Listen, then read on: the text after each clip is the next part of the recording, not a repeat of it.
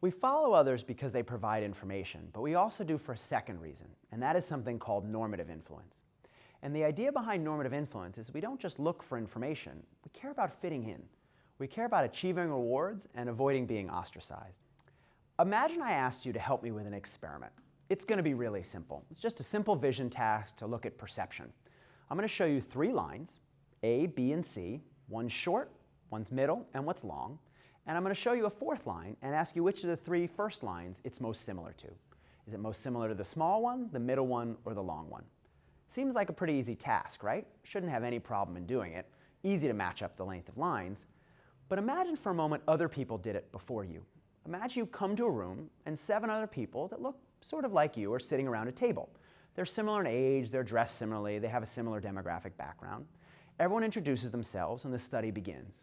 You're doing the same line length task I told you about just a second ago, but some people are going to give their answers before you. So the first person will give their answer, the second person will give theirs, the third, and so on. And you happen to be sitting at the end of the table, so eventually it will get around to you. Well, the first person says the answer is B. Now, that's sort of surprising, because you thought the answer was A, but the first person says B. Okay, maybe they just missed it. But then the second person says B, and then the third person says B, and everybody says B, and then it gets to you. Now, in your heart of hearts, you thought the answer was A. You're looking at those lines, and they match up exactly to have A be the right line. Yet everyone else said B. Would you still say A? Would you go against the group and say something different, or would you go along with the group? Most people, actually, in a study like this, they went along with the group. They said, well, my eyes say one thing, but the group says something else. Maybe I'm wrong. And it wasn't because the group provided information. Our eyes provide more than enough information in this task. We see what we see.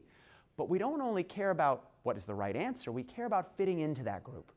Think about going out to dinner, for example, going out to dinner with a group of friends. You might have your eyes set on dessert. You're really excited about ordering dessert. You have 1 or 2 you're picking between. But then if it goes around the table and no one else orders dessert, you feel bad about ordering dessert. You want dessert, you'd like to pick dessert, you have your eyes set on the double chocolate cake, but you're not going to order it because no one else did. They didn't provide you any information, you just wanted to fit into that group. You didn't want to be ostracized and you didn't want people to think you're weird or unusual. Same with the line lengths. People went along with the group because they didn't want people to think they're weird or crazy. So what do you think? Is this a surprising idea or not? Well, on the one hand, you could say, not really. I mean, we know people conform. We know that people do what others do all the time.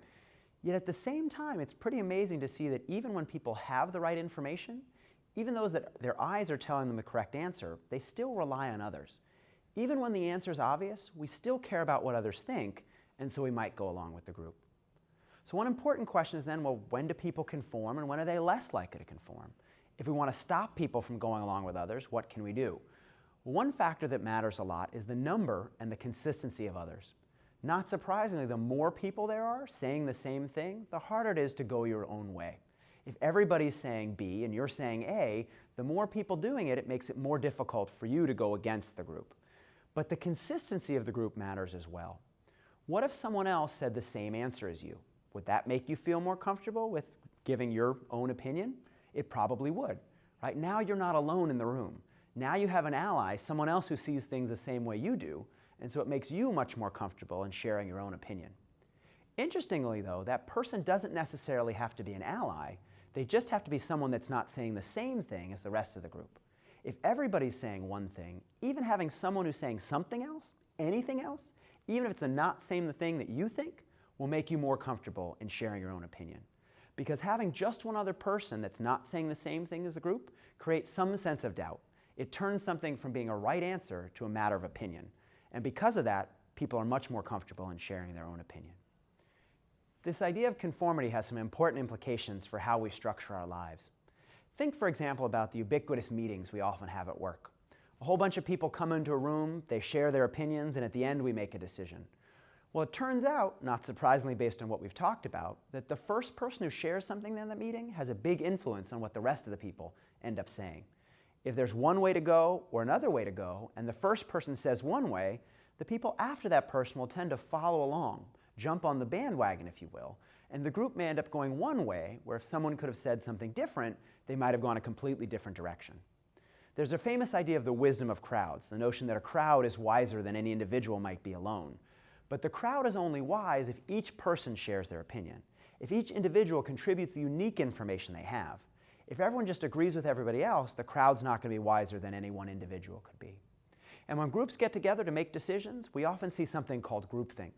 A bunch of people make a decision that's even worse than they might have made individually because they end up glomming on. So how can we prevent groupthink? How can we make our meetings more effective and get to a better outcome? Well, we want to make sure that all the diverse viewpoints are heard, that people don't just go along with the crowd. One easy way to do that is to make opinions private or make voting private. For example, at the beginning of the meeting, ask everybody to write down their vote or write down their opinion and then submit it anonymously. Doing that first will encourage people to stick with their opinion, will solicit those diverse views, and make sure we get to a better outcome as a result.